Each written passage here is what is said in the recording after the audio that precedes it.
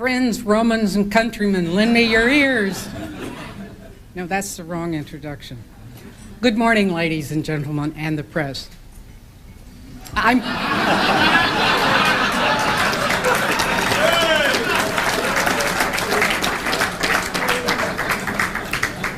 Catherine Eichhoff, and although it's very early in the morning, it's a pleasure to be asked to introduce my longtime friend, mentor, and colleague this morning. The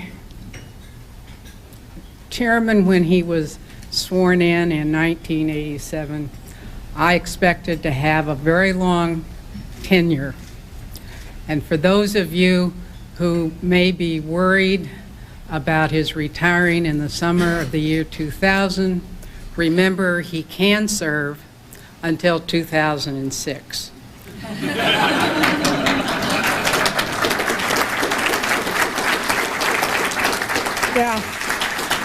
Now, in preparation for this introduction, I received a bio sketch on Alan. It basically can be summarized in one sentence. He is chairman of the Federal Reserve.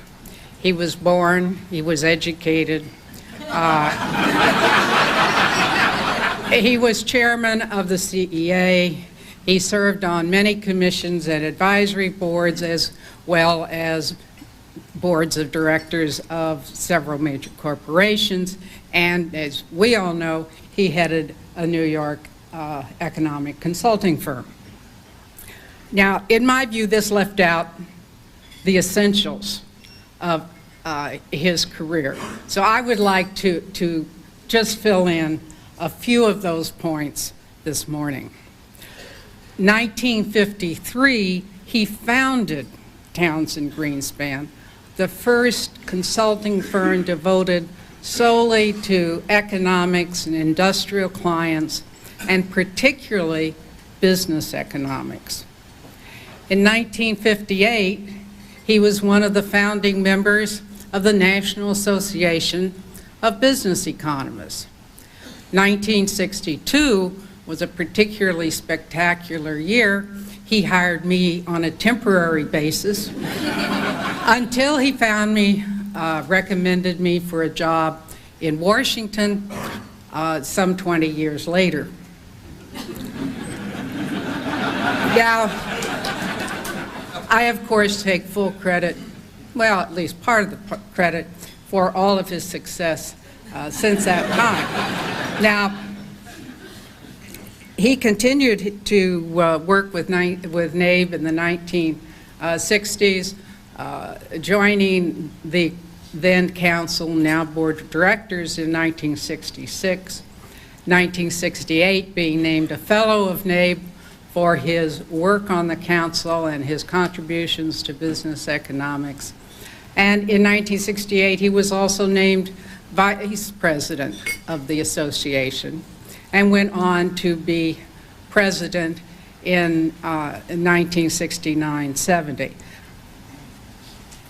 Alan, in his presidential address in 1970, exhibited his particularly interesting and essential perspective on economics, unique perspective on economics, in his presidential address entitled "The Hemorrhaging Federal Deficit." Nobody saw the deficit as a problem in 1970, 28 years ago. Now, we all know, this gave it to us, everything that has happened since then. I don't expect you to be like the Mormon Tabernacle Choir and sing a chorus of "He holds the whole world in his hands."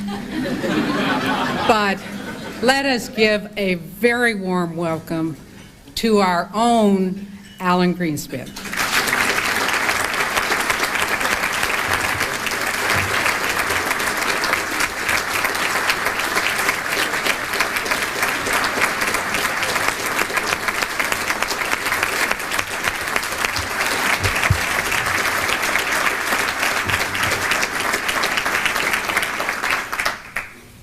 I awoken this morning in considerable trepidation, knowing that the most dangerous part of the day was going to be Kathy's introduction.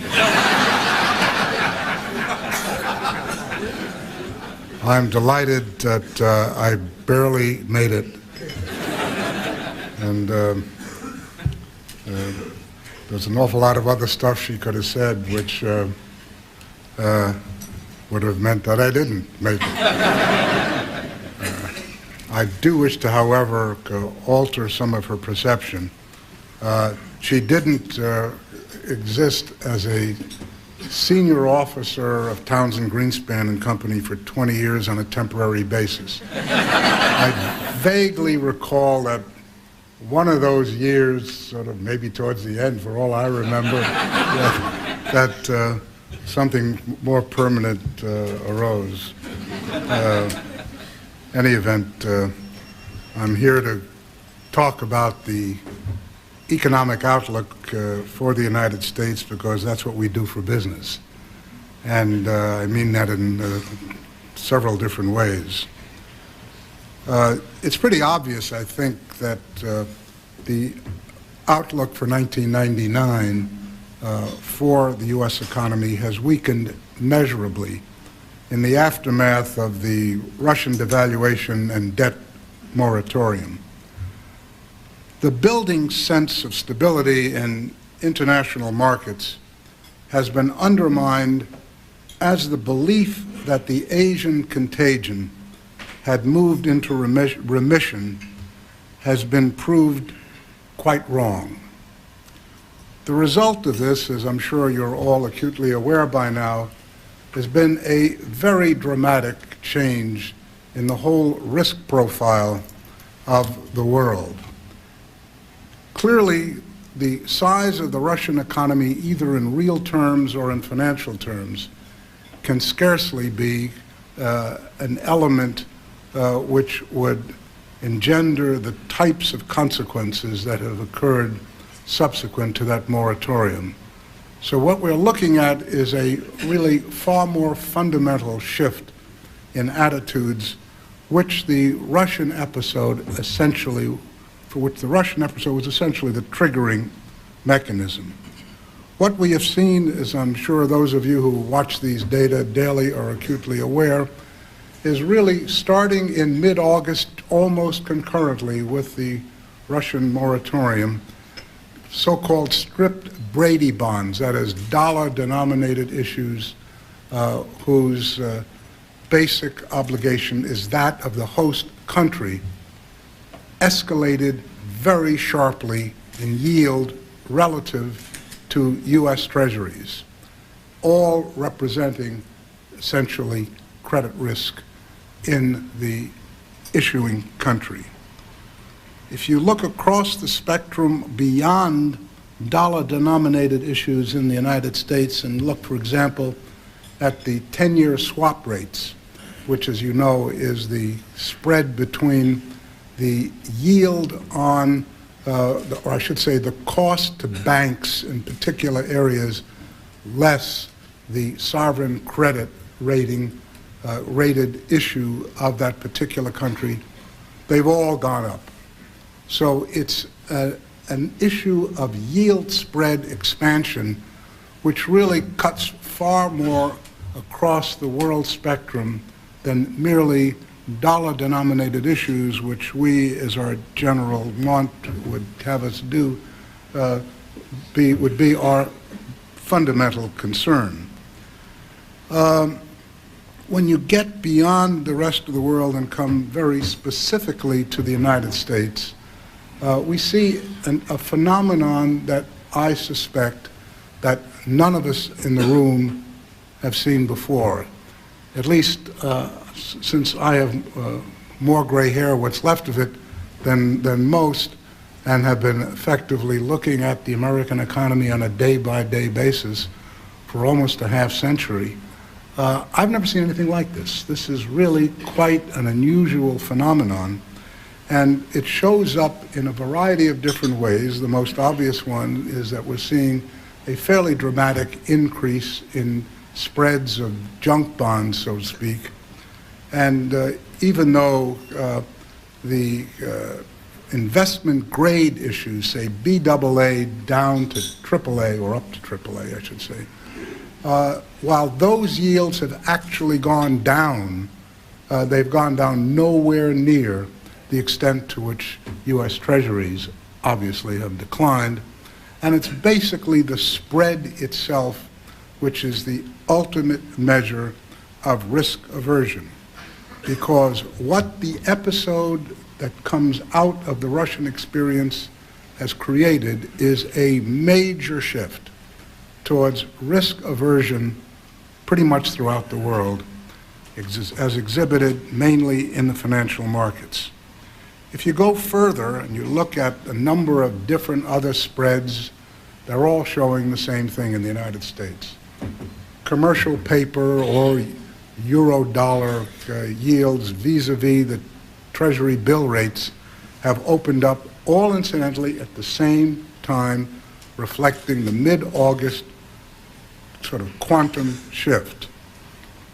Having seen this phenomenon emerging, we at the Fed put in a special survey of senior loan officers to see whether, in fact, the exceptionally benign results we have been getting pretty much through the summer had changed.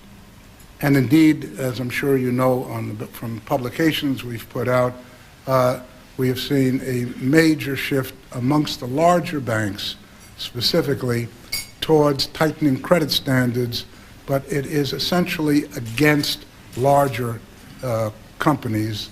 As far as we can judge, the standards and the credit availability to smaller companies, at least as exhibited in this survey, doesn't show anything of considerable significance. Anecdotal evidence, however, indicates that there has been a fairly dramatic increase in collateral requirements pretty much across the board in every area where collateral is a crucial issue.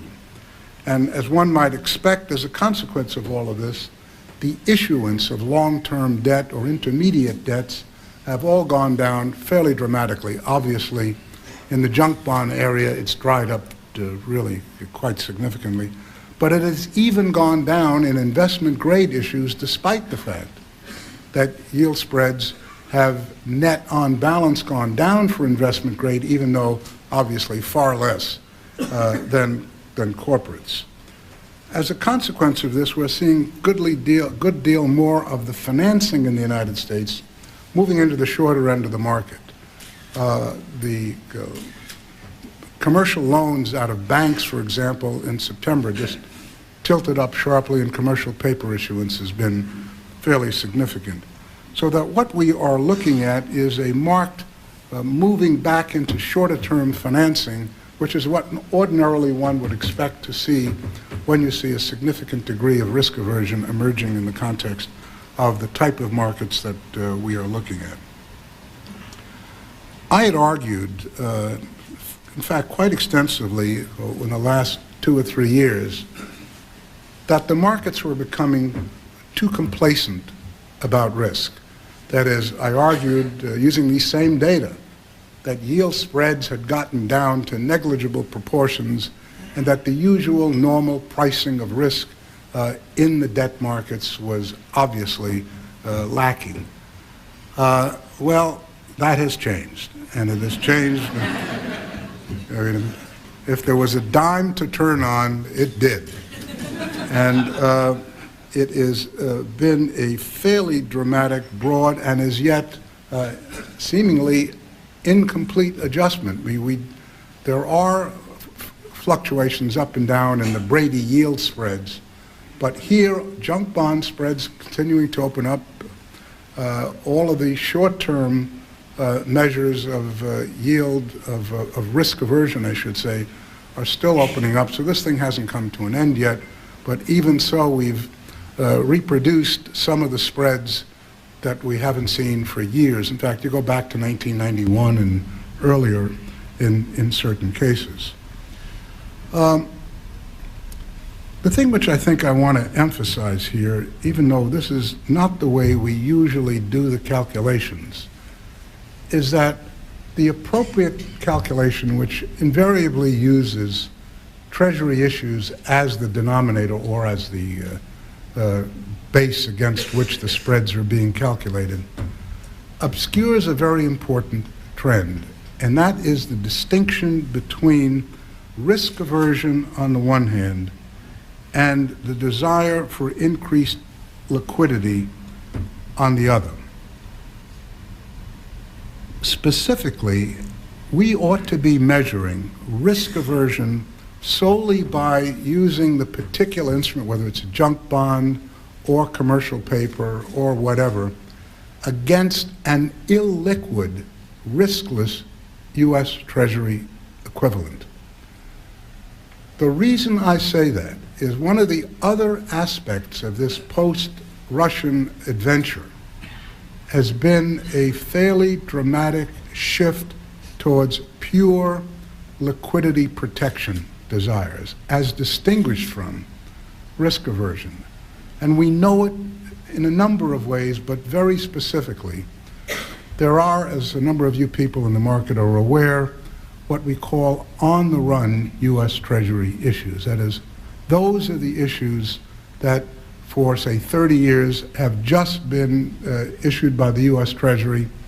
They have a fairly significant amount of transaction and volume going on, and indeed the bid-ask spreads are relatively narrow because the activity is fairly heavy.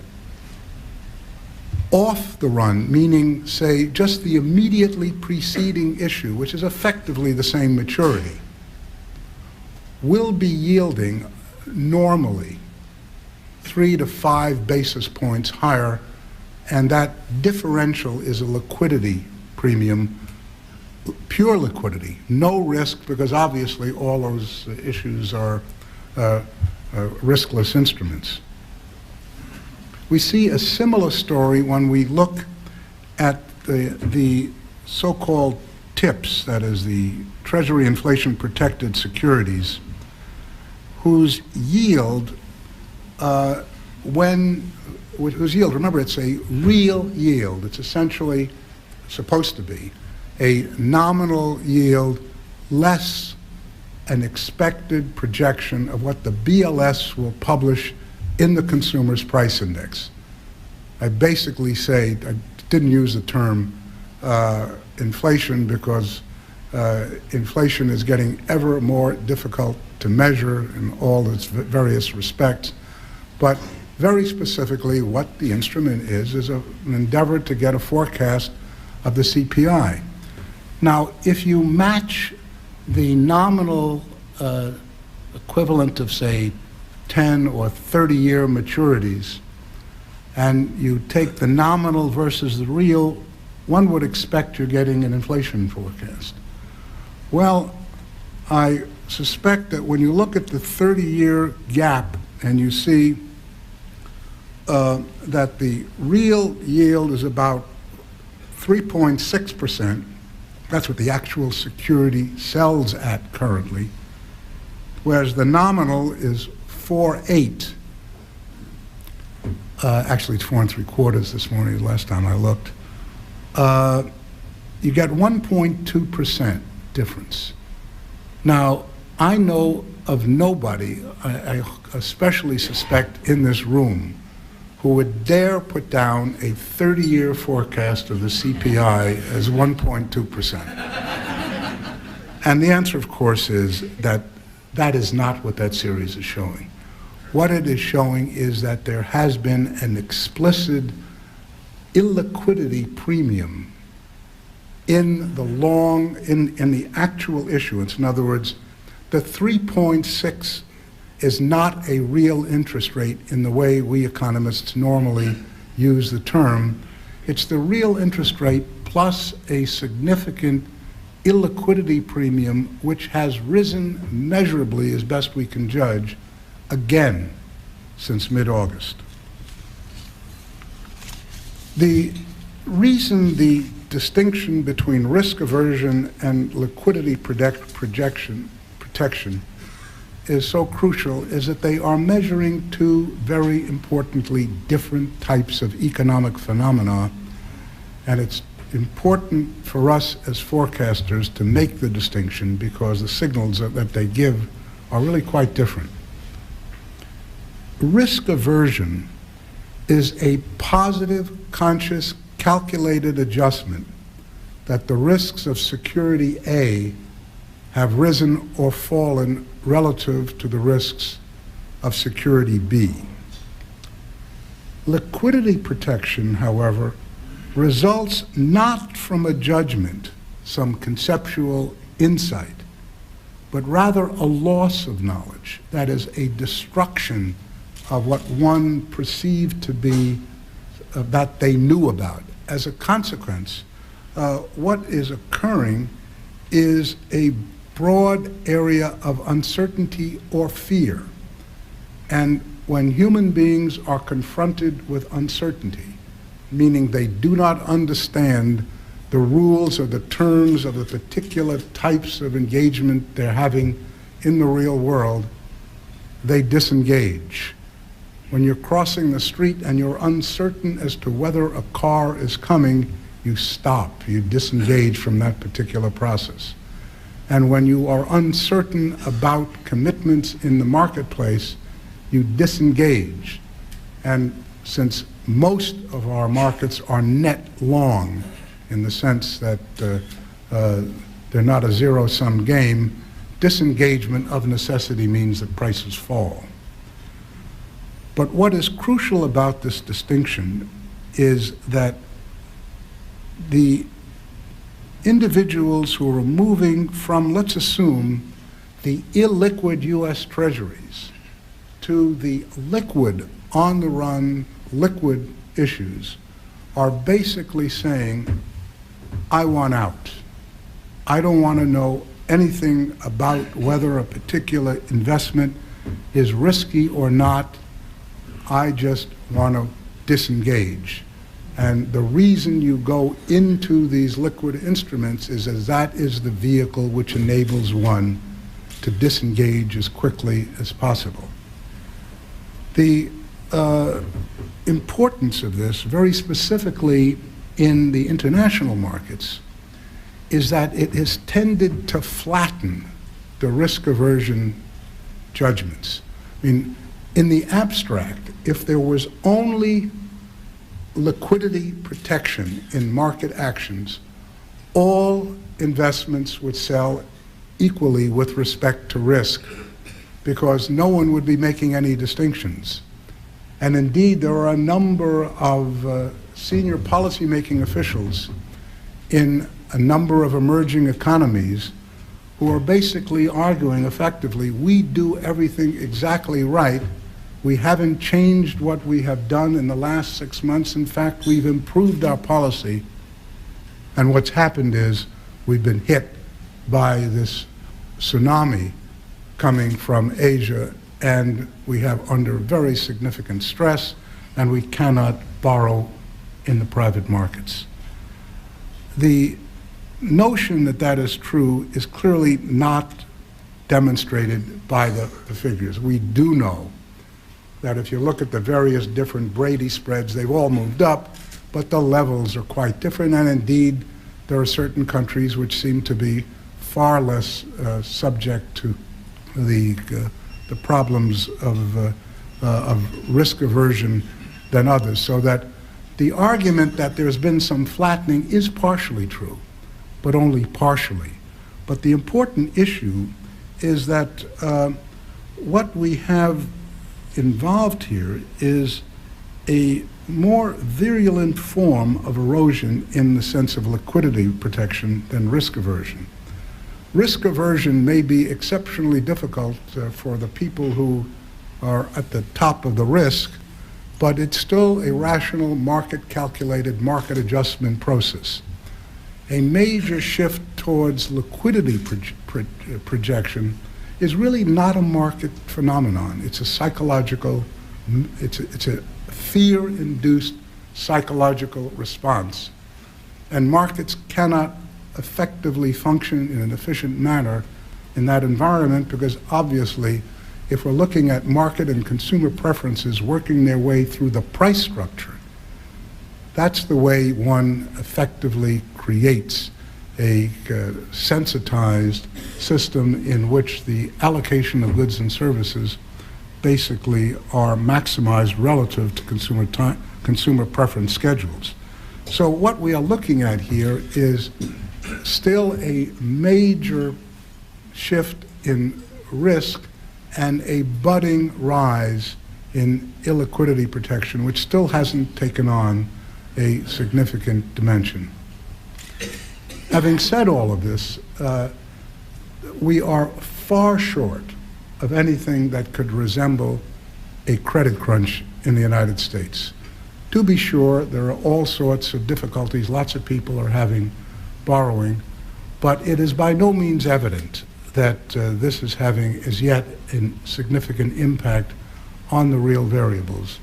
Indeed, the virtual drying up of the junk bond market, one would assume, would have a significant impact on lesser credit risk capital investment, but it turns out a substantial amount of junk bond issuance was largely for the purpose of refunding at lower interest rates what had previously been booked, and as a consequence, prior to this big surge, with those relatively low junk bond interest rates, a lot of the volume had nothing to do with the financing of capital investment. So as a consequence of that, we don't see any really material pulling back.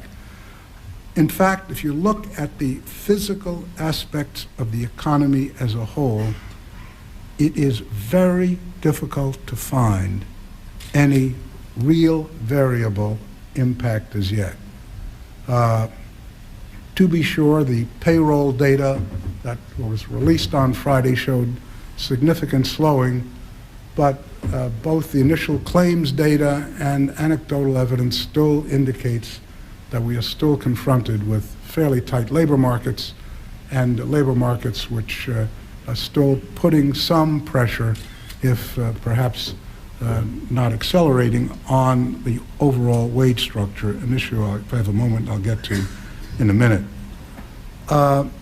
It is true that we're having a fairly pronounced negative impact on the manufacturing area, but this is not a psychological issue. It's basically the result of the arithmetic of our net real trade balance falling, and indeed we're displacing parts of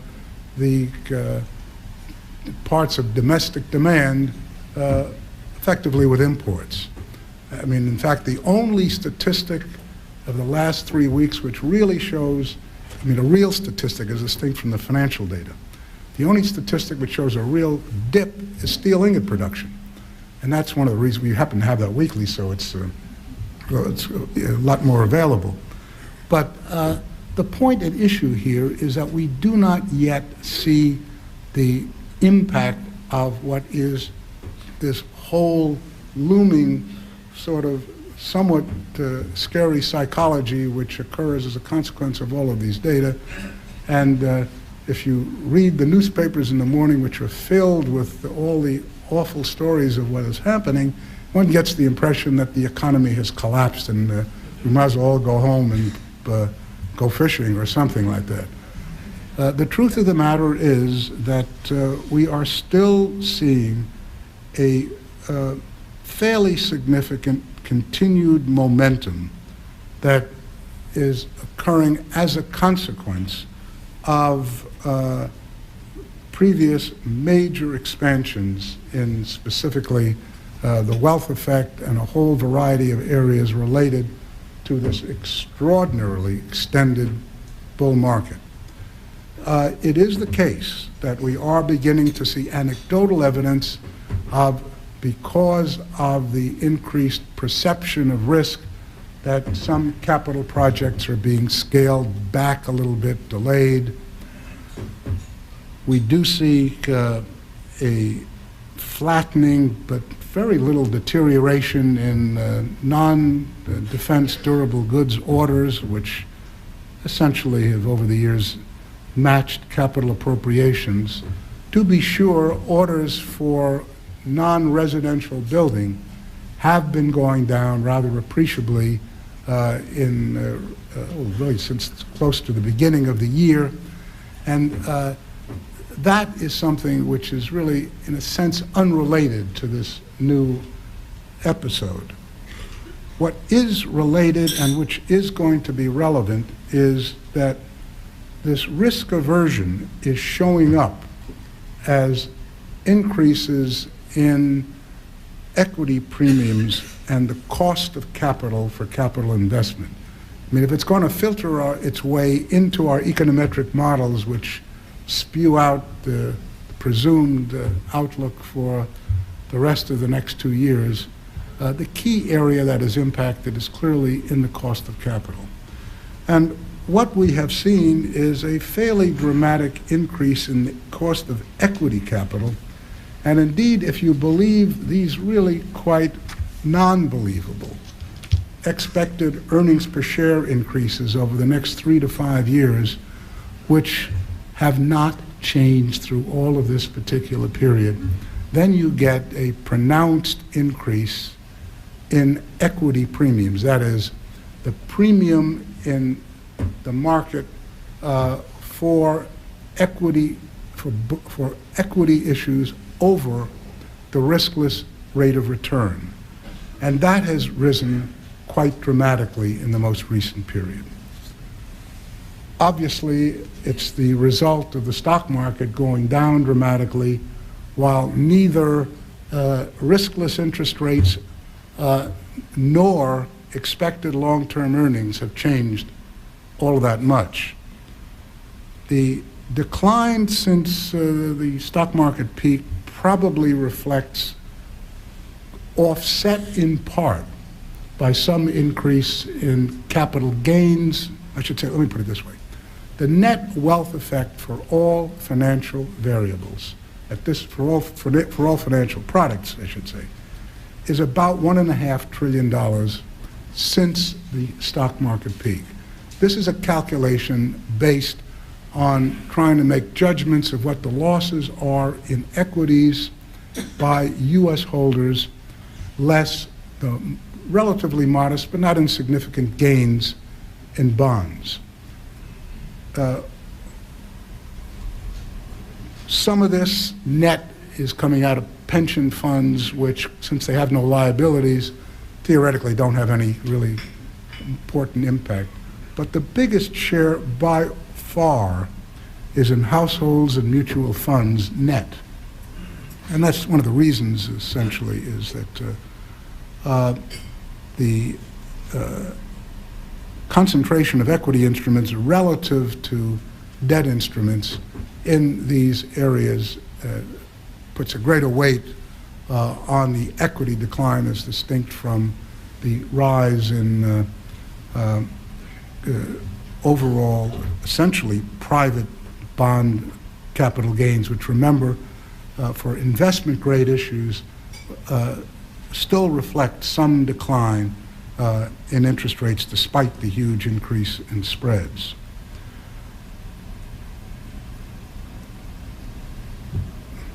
The interesting thing about all of this is that when you're talking about a number of $1.5 trillion, it's got to show up somewhere.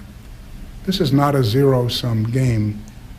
It is essentially a measure of what the perception of one's assets are, and we obviously are seeing a number of indications in losses in corporate income statements, but we're bound to see the major impact in personal consumption expenditures and housing.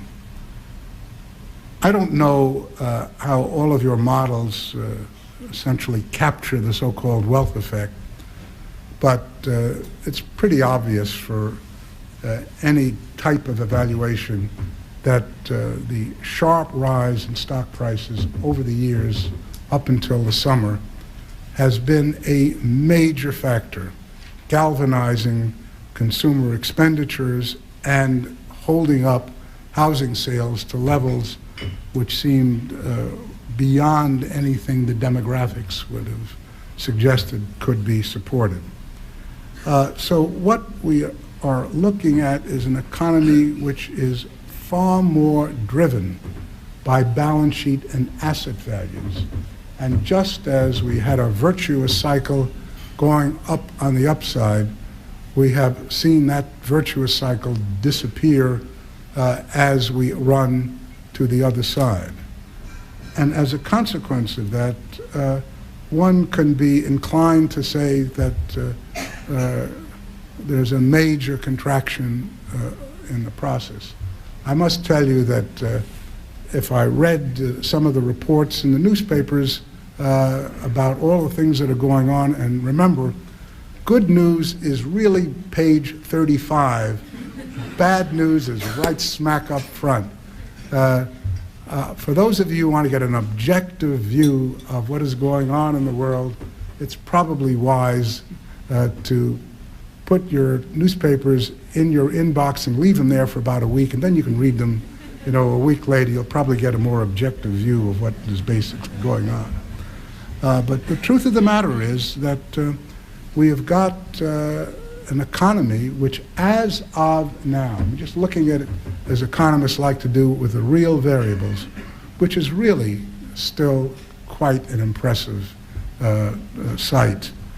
The labor markets are, to be sure, tight, and some of the anecdotal evidence is that they've actually tightened slightly recently. But the data with which we are dealing with in this area is really quite problematic. For those of you who know, when you take a look at the household data on employment on the one hand and payroll employment on the other, payroll employment's going straight up and household employment is going straight out, flat, and the near 600,000 increase in the published payroll number, published household number on Friday sort of closed the gap only slightly. That gap is not explainable definitionally. In other words, if you make all the different conceptual adjustments, it's still there. And it is a fundamentally different view of what's going on in employment. And one can argue that with the sample size of the household survey, that the monthly data indeed, or the changes in the monthly level, have a very high variance associated with the calculation. But when you pool all the numbers over a period of time, the variance falls very dramatically, and it is very hard to argue what is the difference. I mean, we've made adjustments such as we presume that the underlying population data are being underestimated by inability to get the right data on illegal immigrants. And obviously, if you're doing a sample survey, the universe against which you're making the calculations is crucial. And if the population growth is being underestimated, then clearly so would employment.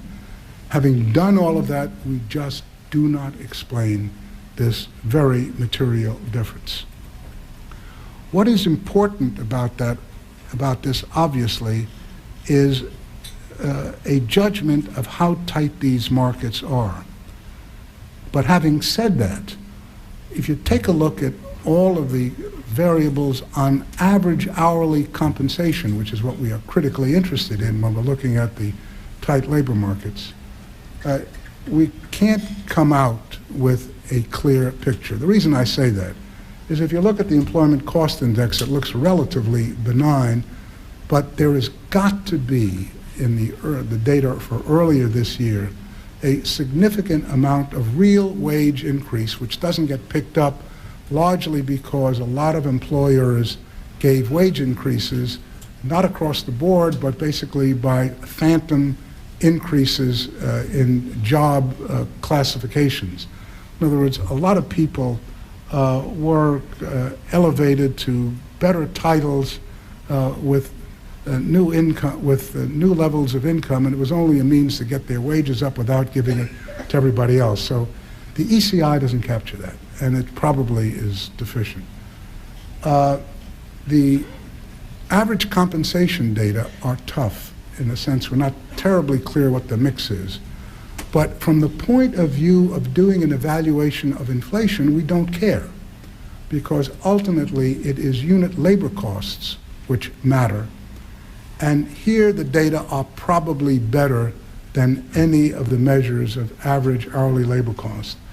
And here we're getting from the non-financial corporate area, which I think is the best thing to use. I think I have problems with the non-corporate data system that's implicit in the national income and product account. So in order to get a sense of what's really going on in various relationships, I find that dropping out the non-corporate sector is usually a far better way of knowing what's going on. In any event, unit labor costs in the last year in the non-financial corporate area are up about 1.2%. But that is to a very significant extent being offset by unit non-labor costs. I mean, capital consumption allowances, indirect business taxes, and interest. The indirect business taxes are largely reflecting the tax cuts in the state and local governments, which is not an immaterial issue in the corporate consolidated income statement. Nonetheless, because prices have been essentially flat in this area, and it's true both for manufacturing and non-manufacturing manufacturing and non-manufacturing, non-financial corporate business, the price levels have just been steady, and these are the implicit data that you get out of the GDP accounts.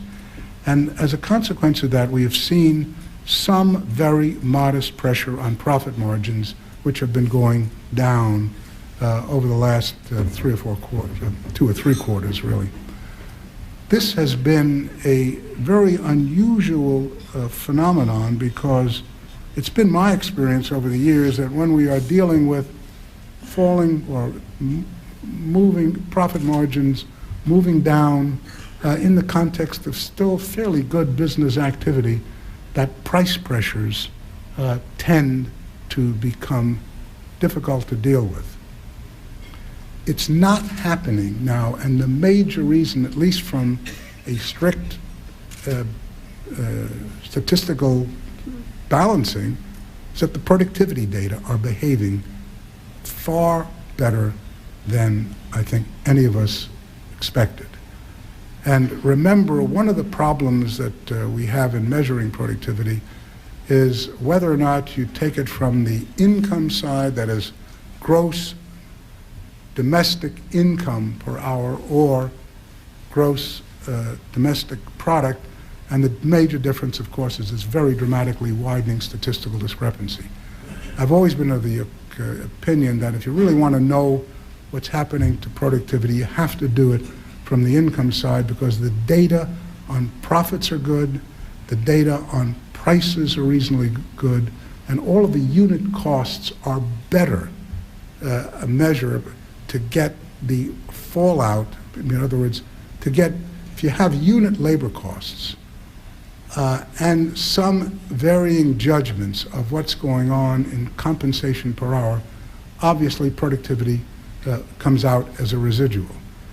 And it is a far more consistent story about what's going on in the world to reconcile the fact that despite increasing compensation per hour, accelerated compensation per hour, prices have done nothing. The only way in the full accounting system that that can happen is that productivity is rising, and I should say productivity growth has accelerated in recent years, and indeed all the collateral evidence does suggest that that is indeed the case. And even though we don't have data for non-financial corporations for the 3rd quarter, preliminary stuff that we put together for the manufacturing part of that shows that the 3rd quarter productivity numbers are still moving at a fairly good pace. So what we have is a very unusual phenomenon in which we are seeing price increases, or I should say pricing power on the part of American business, virtually non-existent in the context of a fairly substantial set of pressures where you would have expected long ago prices to have accelerated.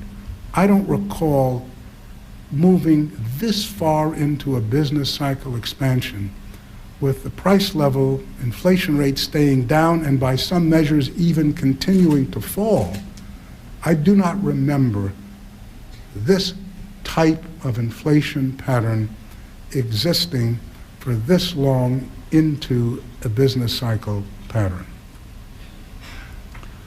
Thus, having spoken a good deal longer than I intended to, just let me sum up by saying the situation in the American economy has become very fluid for all of the reasons I've been trying to outline. To date, to repeat, the economy has remained in reasonable shape with good growth and low, if not declining, inflation as a crucial element with respect to the existing state of affairs. But we are clearly facing a set of forces that should be dampening demand going forward to an unknown extent. In particular, a marked shift in investor psychology away from risk and toward liquidity and safety has exacerbated the problems in foreign markets where deflationary forces remain virulent and has spread to the financial markets in the United States. We do not know how far it will go or how much it will affect consumer and business spending here at home. This is a time for monetary policy to be especially alert. I thank you very much. It's been a pleasure being with you this morning.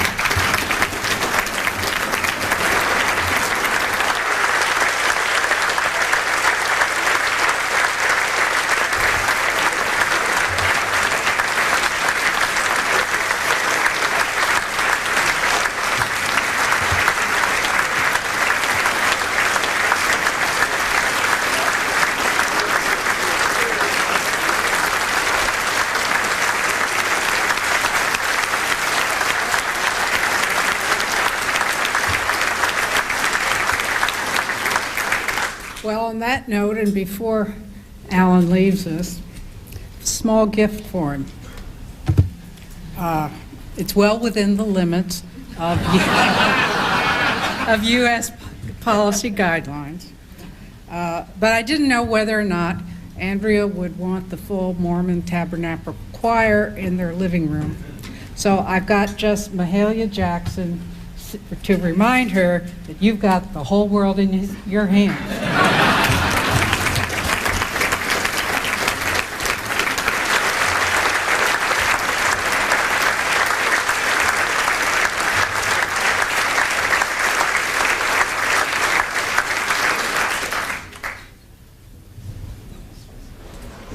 All right, thank you everyone for coming. We'll be starting the next session in a couple of minutes in the Federal Room. Thank you very much.